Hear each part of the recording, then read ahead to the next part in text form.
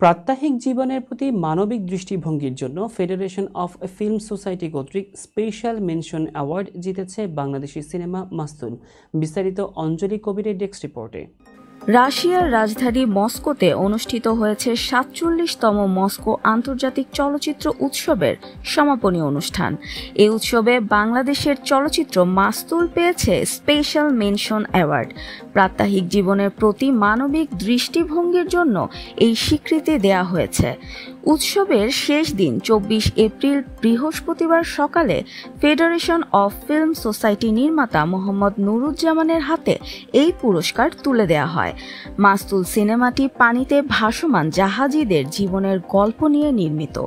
এতে অভিনয় করেছেন ফজলুর রহমান বাবু, দীপক সুমন, আমিনুর রহমান মুকুল, আরিফ হাসান এবং সিফাত বন্যা। সিনেমার ডিজিটাল ডিস্ট্রিবিউশন ও প্রমোশন করেছে টংঘর টকিজ। নির্মাতা নুরুজ্জামান জানান, মস্কোতে মাস্তুল এর প্রিমিয়ারে দর্শক ও সমালোচকদের কাছ থেকে অসাধারণ সাড়া পেয়েছি। বিভিন্ন দেশের ফিল্ম ক্রিটিক, সাংবাদিকরা সিনেমাটি নিয়ে আগ্রহ প্রকাশ করেছেন। এর মধ্যে ফার্স্ট প্রাইজ স্লটের অনুষ্ঠানেও মাস্তুল স্পেশাল মেনশন অ্যাওয়ার্ড পেয়েছে, যা আমাদের জন্য বিশেষ অর্জন।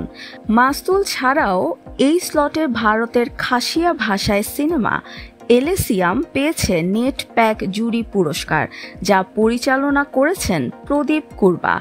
আর্জেন্টিনার সিনেমা নন স্ট্যান্ডার্ড থিঙ্কিং পেয়েছে রুশ চলচ্চিত্র সমালোচকদের পুরস্কার এবং এটি পরিচালনা করেছেন মারিয়ানো ওয়াটার। কাজাখস্তানের ইভাকুশন সিনেমা পেয়েছে আন্তর্জাতিক সিনেমা ক্লাব ফেডারেশনের স্বীকৃতি। চীনের aunt who and her paradise garden জিতেছে নন ফিকশন ফিল্ম ও টিভি গিল্ডের জুরি পুরস্কার এবং রাশিয়ার twin one life non counting dogs জিতেছে দর্শক বিচারের সেরা ছবির পুরস্কার। নির্মাতা আরও বলেন, মস্কোর মতো আন্তর্জাতিক প্ল্যাটফর্মে মাস্তুল প্রদর্শিত হওয়াই বড় অর্জন ছিল। এর সঙ্গে স্পেশাল মেনশন পাওয়া আমাদের জন্য বাড়তি আনন্দ ও স্বীকৃতি।